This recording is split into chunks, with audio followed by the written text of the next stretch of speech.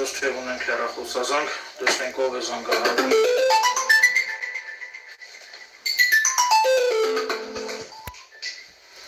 Ալո, լսում եմ ձեզ։ Ալո, բարև ձեզ։ Ձեզ։ Ճիշտ ասած, դուք ուղիղ եթերում եք։ Այո, հիմա մենք ուղիղ եթերում ենք, մեր հեռախոսազրույցը հրապարակվում է համացանցում, YouTube համացանցում։ Ես ձեր հետևորդներից եմ, Արման Արամունանյան, կարող եմ ներկայանալ։ Որ քաղաքից եք զանգահարում։ Արմավի Հոկտեմբերյան։ Ասում եմ ձեզ ինչ ընտրով եք։ Կթանկանայի ձեզ հարցը ուղղել, իհարկե շատ գեղեցիկ թեմա եք բարձրացնում, կենդանիների հետ կապված։ Այո։ Ուրեմն ես բնակվում եմ Արմավիրում եւ 11 տարի կերակրել եմ փողոցային կենդանիներին իմ գրպանից։ Լսում եմ հետո։ Ու միշտ կտանքների եմ հանդիպել հարևանների կողմից։ 2019 թվականից էլ օրենք գործեց, որ կենդանիներին ընդհանրապես պետքա չսպանել։ Բայց բանից պարզվում է, որ դա մեր մարմնում չի տեղավորվում եւ հաճախակի սպանդա տեղի ունեցել, ես բնակվում եմ 100 թաղամասում։ Այո։ Ալո։ Լսում եմ, ասեք։ Եվ անընդհատ վիրավորական խոսքերի ենք, քարերով փետելով դարտասից եւ կայանում է նրանում, որ կենդանին անպաշտպան է, իսկ կենդանում պաշտպանողին, որը ես եմ Արմավիրում, եւ կա Լիլիթ անունով մեկը, որը 50 հատ շուն իմ հովանուն է քոյա եւ 50 հատ շուն Լիլիթի հովանուն է քոյա։ Լսում ենք անվայր խոսքեր։ Լքտիության գաղափնակետը հասավ նրան, որին հոկտեմբերի 9-ին կանչում են խաբեության ոստիկանություն, ոման կոլա անունով և այնտեղից ինձ ուղարկում են հոգեբուժարան։ Խնդրած կլինեմ սա ամբողջ ցույց Հայաստանի, ցույց աշխարհի, ինչա նշանակում կենդանում կերակրող կնոջը, 53 տարեկան կնոջը, խաբեությամբ կանչեն ոստիկանություն և այնտեղից ուղարկեն հոգեբուժարան։ Իհարկե ես ադեկվատ մարդ եմ, ադեկվատ կին եմ, այնտեղ 5 ժամ մնալուց հետո ես տուն վերադարձել, նամակներ եմ հղել տարբեր ատյաններ, վարչապետին, իր տիկնոջը, մարդու իրավունքների պաշտպանին, ուղարկել եմ դատախազին գլխավոր ոստիկանության վարչություն, եւ պատասխանները եկել է, որ ինքը չկա, իսկ ինքը որն է, որ 53 տարեկան կնոջը խաբեությամբ լքտի ձևով ուղարկում են հոգեբուժարան։ Դա ֆակտ չի, ինչա, ես ոչ մի օրենք չեմ խախտել, ոչ բռնացել եմ, ոչ պետությունից թալանել եմ, ոչ ինձ թվում է նման բաներ չեմ արել։ Ինչի մուտքով են ինձ տարել հոգեբուժարան, կենդանին կերակրելու համար, ինձ շատ կուզեմ, որ դուք բարձրաձայնեիք շատ, եւ ամբողջ աշխարհը լսել։ Իհարկե, ես այդ բոլոր նամակները ստանալուց հետո բոլորը պետք է կցեն եւ նորից ուղարկեն պարոն վարչապետին։ Ինչա նշանակում անուն վայելած կնոջը, պատի վայելած կնոջը, որը 53 տարեկան խաբեությամբ կանչում են ոստիկանություն եւ այնտեղից ուղարկում են հոգեբուժարան։ Ով է իմ կյանքը տնօրինել, ոստիկանը, որ մեղքից համար, ով պետք է պատասխան տա։ Հարգելի Նարա, շնորհակալություն զանգի համար, հիմա մի քանի հարց տան ձեզ, կապված ձեր խոսքերի հետ, որպեսզի հստակություն մտցնենք։ Շնորհակալ եմ, բարձրացնում եք նման թեմաներ, մնացեք կապի մեջ։ Հիմա ես մի քանի հստակեցնող հարցեր տամ, որպեսզի ճշգրտենք։ Մասները խնդրում եմ չանջատեք, մնացեք կապի մեջ։ Չէ, ես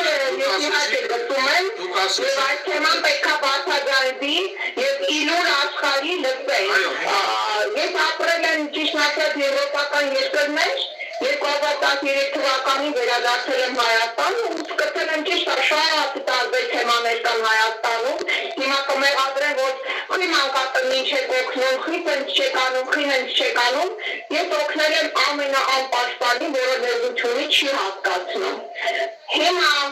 կայացել է նրանում, որ ես եմ կենդանի կերակրողը դառել անպաշտպան։ Խաբեությամբ կանչել ոստիկանությունը 16 օրի ուղարկեն հոգեբուժարան եւ այնտեղ եթե լավ մասնագետներ չհանդիպեին, մի հատ ցրկեին, նորմալ մարդուն դարձնեին գիշ։ Սա որտեղ են ձեր ժողովրդական երկրում եք, ապրում թե սա բռնապետական երկիր է։ Սա ինչ է նշանակում։ Իսկ օկտեմբերի 9-ին է տեղի ունեցել այդտեղ, եւ մինչեւ հիմա այդ ուշքի չեմ գալի։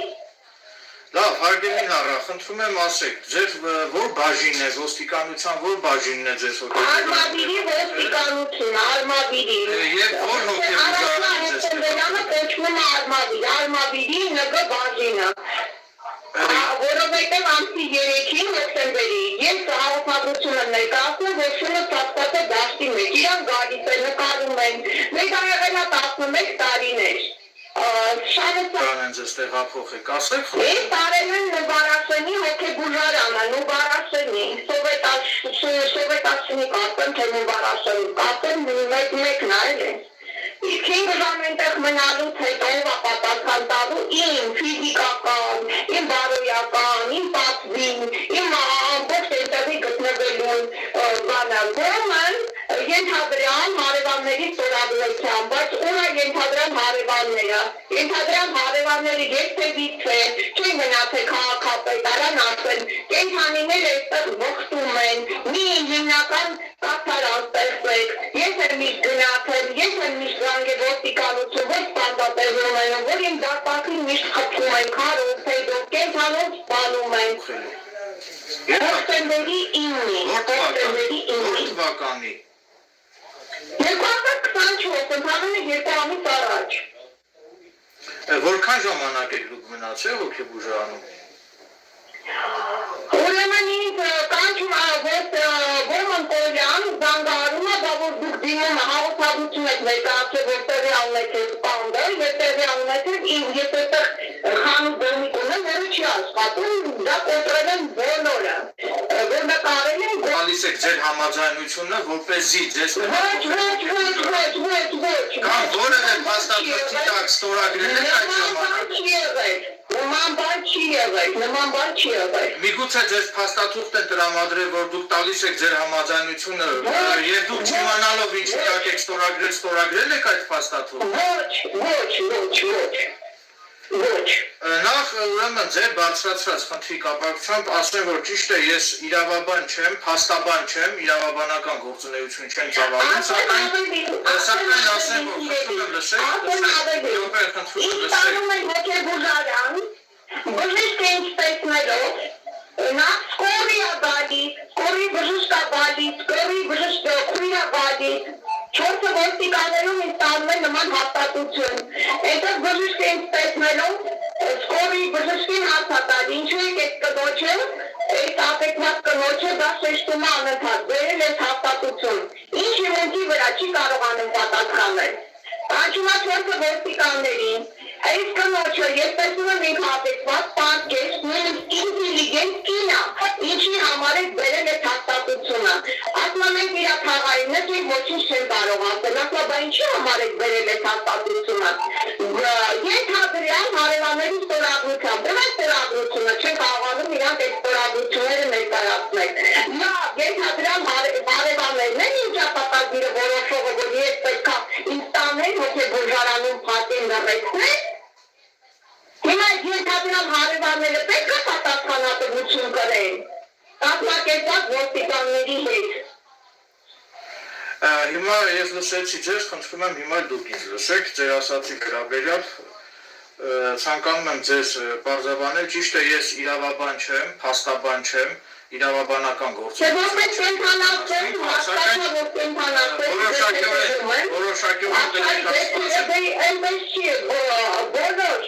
ինչքան կենթանացերներ կան,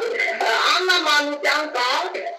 ես չեմ աղտեցում, կենթանուն անում եմ, ես պետք է անեմ,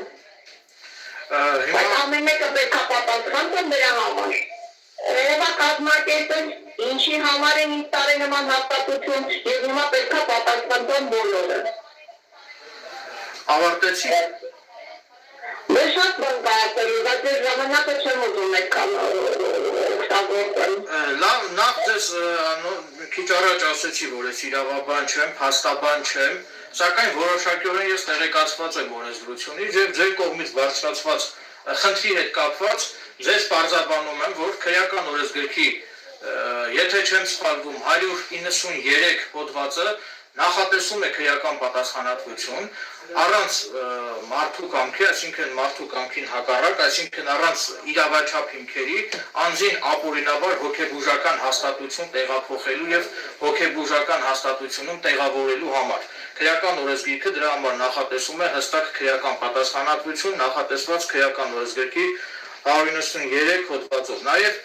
ձեզ տեղեկացնում եմ, որ հոգեբուժական օգնության մասին գործող Հայաստանի Հանրապետության օրենքի համաձայն հստակ կարգավորվում է այն ընթացակարգը, որի հիման վրա թե կոնկրետ ինչ հիմքով անձին կարող են տեղափոխել հոգեբուժարան։ Ասեմ, որ կոնկրետ հոգեբուժական օգնության մասին գործող օրենքը նախատեսում է այդպիսի դեպքեր, որ կարող են լինել նաև օրենքով նախատեսված այնպիսի դեպքեր, երբ առանց անձի համաձայնության անձին կարող են տեղափոխել հոգեբուժարան միայն այն դեպքում, եթե կա դատարանի որոշում։ Այսինքն, եթե կա քրեական վարույթ, ենթադրենք դուք այդ քրեական վարույթով ենթադրենք ունեք տուժողի կամ վկայի կամ մեղադրյալի կարգավիճակ, եւ եթե քննիչի մոտ առաջանում են որոշակի կասկածներ կասկածի տակ դնելու ձեր ցուցմունքների իսկությունը, այսինքն եթե քննիչը ցանկանում է պարզել, թե դուք ունակ եք արդյոք ճիշտ ընկալել եւ ճիշտ վերարտադրել գործի հանգամանքները, ապա քննիչը իրավասու է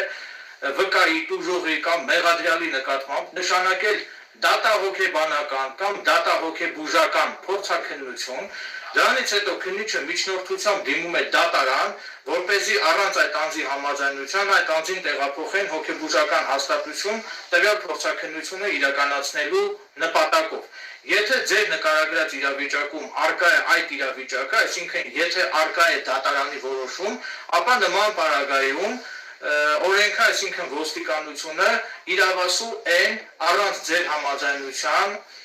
ձեր կամքին հակառակ ձեզ տեղափոխելու հոգեբուժարան։ Բայց եթե ձեր նկարագրած իրավիճակում չկա դատարանի որոշում եւ եթե դատարանի որոշման բացակայության պայմաններում եթե դուք չեք տվել ձեր գրավոր համաձայնությունը, որպեսզի ձեզ տեղափոխեն հոգեբուժարան, ապա միանշանակ ձեր կողմից նկարագրված իրավիճակում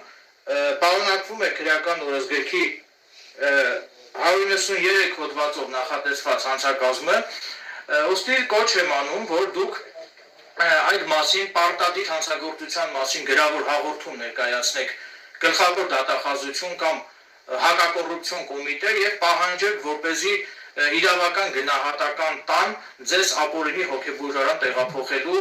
դեպքում։ Դե իհարկե, բայց ոչ եմ լռելու, ես անցած ճանապարհ ունեմ, իհարկե, որ ես չեմ լռելու։ Ես կհորդորեի, որ դուք ներկայանայիք ոստիկանության ցանկացած ստորաբաժանում, նույն կարող եք ոստիկանության արմավիրի բաժին ներկայանալ եւ տալ հանցագործության մասին գրավոր հաղորդում։ Ուրեմն մեկ ուրիշ բաժին գնացեք ոստիկանության կենտրոնականի բաժին, ենթադրենք Երևան քաղաքի, տվեք հանցագործության մասին գրավոր հաղորդում 193 հոդվածի հատկանիշներով։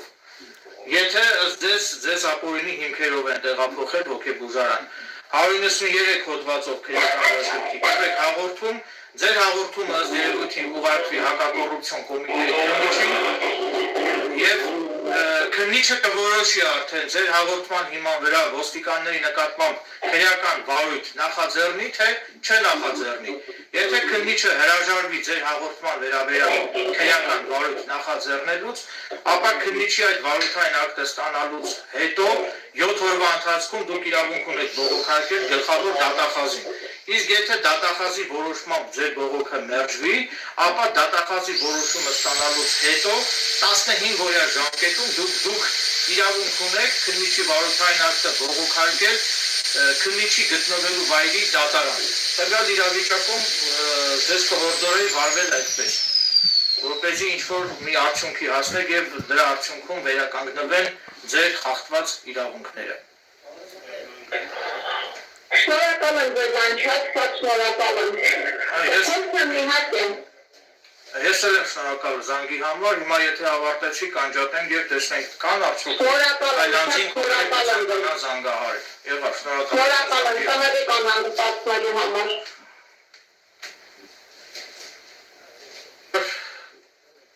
քաղաքացի Նարինե Հունանյանի կողմից բարձրացված այս հարցը խիստ նուրբ թեմա է, կարծում եմ անդրամաբանական է, որ միայն շանը կենթանուն կերակրելու համար մարդուն տեղափոխեին հոգեբուժարան, ուղղակի բանականության մեջ չի տեղավորվում, դա ինչպես է հնարավոր նման բան, որովհետև ինչպես արդեն նշեցի, մարդուն հոգեբուժարան տեղափոխելը կարող է կատարվել առանց մարդու համաձայնության, այսինքն մարդու կամքին հակառակ մարդուն կարող են հոգեբուժարան տեղափոխել միայն այն դեպքում, եթե կա դատարանի որոշում, դատարանի թույլտվություն եւ եթե այդ անձը իր հոգեկան վիճակով, իր վարքագծով, եթե խիստ վտանգ ներկայացնի հասարակության համար։ Միայն այդ մեկ է, եթե անձը գրավոր տա իր համաձայնությունը, որ ինքը ցանկանում է, որ իրեն տեղափոխել հոգեբուժարան։ Դա այդ հարցը կարգավորվում է հոգեբուժական օգնության մասին գործող ՀՀ օրենքով եւ եթե չկան իմ կողմից թվարկված հանգամանքները, ապա նման պարագայում առանց անձի համաձայնության, առանց դատարանի որոշման, անձին հոգեբուժարան տեղափոխելը կամ հոգեբուժական հաստատությունում անձին տեղավորելը դա համարվում է հանցագործություն, որը նախատեսված է քրեական օրենսգրքի 193 հոդվածի հատկանիշներով, ուստի ակնկալում եմ, որ պատկան մարմինները հետևողական կլինեն այս կնոջ կողմից բարձրաձայնված հարցերին լուծում տալու ուղղությամբ եւ ակնկալում եմ, որ պատկան մարմինների կողմից կձեռնարկվեն իրավիճակից բխող համապատասխան միջոցներ, որպեսզի պարզվի, եթե կա ոստիկանության ծառայողների արարքում, եթե կան հանցագործության հատկանիշներ, ապա այդ ոստիկանները ենթարկվեն քրեական պատասխանատվության այդ կնոջը առանց իր համաձայնության հոգեբուժական հաստատությունում տեղավորելու համար։ Բնականաբար ողջունելի է, որ մարդը կենդանասեր է, կերակրում է շներին, ասեմ, որ ես ինչպես արդեն նշեցի, ես նույնպես կենդանասեր եմ եւ անողոք կերպով, վճռական կերպով պայքար եմ տանում բոլոր կենդանասպանների դեմ։ Օրինակ, ես հիմա բնակվում եմ Ստեփանավան քաղաքում եւ հավաստիացնում եմ, որ Ստեփանավան քաղաքում եթե ես հանկարծականատես լինեմ, որ եթե ինչ-որ մեկը իմ ներկայությամբ կենդանու նկատմամբ դրսևորի դաժան վերաբերմունք կամ կենդանու սպանդ իրականացնի, բնականաբար ես այդ պահին անմիջապես կարձագանքեմ եւ անմիջապես կզանգահարեմ ոստիկանություն եւ կպահանջեմ, որ ոստիկանությունը գա դեպքի վայր եւ ձեռնարկի համապատասխան միջոցներ եւ նախքան ոստիկանություն կանչելը բնականաբար կտեսանկարահանեն կենդանիների նկատմամբ դրսևորվող այդ դաժան վերաբերմունքը։ Ինչ է վիճը, խնդիրը Հայաստանի Հանրապետությունում կրում է համակարգային բնույթ, դժբախտաբար այսօր ոչ միայն շները, այլև փողոցային անտուն կատուների իրավունքները նույնպես պաշտպանված չեն, կատուները նույնպես հանրության շատ ու շատ ներկայացուցիչների կողմից ենթարկվում են դաժան վերաբերմունքի, օրինակ ես գրեթե ամեն օր Facebook-ով տեսնում եմ տեսարաններ նկատում, տեսնում, որտեղ գրված է լինում, որ մեկ ինչ-որ մի կատվի լեզուն են կտրել, ինչ-որ մի շան ականջն են կտրել, ինչ-որ մի շան պոչն են կտրել, չգիտեմ, ասենք մարդուն ինչն է դրդում, ասենք եթե հոգեբանական տեսանկյունից դիտարկենք այդ կենդանիների նկատմամբ դաժան վերաբերմունք դրսևորող անձած վարքագիծը, ապա ինձ մոտ ողջամտորեն հարց է առաջանում, մարդուն ինչն է դրդում, որպեսզի մարդը բռնություն կիրառի կամ սպանի անպաշտպան վիճակում գտնվող կենդանու կյանքը, այսինքն ինչն է մարդու դրդապատճառ, այսինքն մոտիվը որն է։ Իմ կարծիքով նման մարդիկ դեռևս վաղ մանկության շրջանից են ունենում հոգեկան խնդիրներ, որը որ արդեն հասունացման տարիքում այդ հոգեկան շեղումները արդեն ձևավորվում են, ել ավելի արտահայտիչ են դառնում եւ որոշ մարդիկ արդեն այն մարդիկ, ովքեր ունեն ինքնահաստատման խնդիրներ,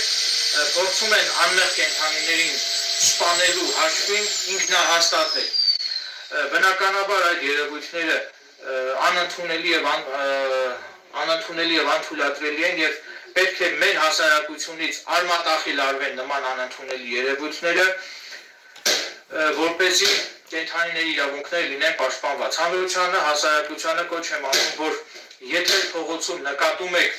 անպաշտպան կենդանի, ապա հորդորում եմ այդ ժամանակ չվնասել կենդանուն, հորդորում եմ կարեկցել կենդանուն եւ եթե ձեզ մոտ այդ պահին սնունդ կլինի, բոլորին կոչ եմ անում այդ պահին կերակրել անպաշտպան կենդանիներին եւ կտեսնեք թե այդ ժամանակ կենդանին ինչպես կնվիրվի ձեզ եւ ինչպես իր հավատարմությունը կցուցաբերի ձեր նկատմամբ։ Ասեմ, որ կենդանիները մարդուց շատ ավելի հավատարիմ են, որովհետեւ շատ ու շատ մարդիկ միմյանց կարող են դավաճանել, սակայն եթե կենդանին նվիրվեց մարդուն, ապա կենդանու նվիրվածությունը դա անշահախնդիր է լինում եւ կենդանին մարդուն նվիրվում է անշահախնդիր կերպով եւ այդ առումով այո, որոշ կենդանիներ մարդուց շատ ավելի լավն են։ Ես մի քանի օր առաջ ուսումնասիրում էի ֆրանսիացի փիլիսոփա Լարոշֆուկոյի աշխատությունները, իր աշխատություններում Լարոշֆուկոն նույնպես անդրադարձել է կենդանիների իրավունքների պաշտպանությանը, Լարոշֆուկոն ապրել է մեզնից շատ ու շատ դարեր առաջ եւ այսինքն այն ժամանակ, երբ որ մի քանի դար առաջ, երբ որ Ֆրանսիայում այդքան դեռ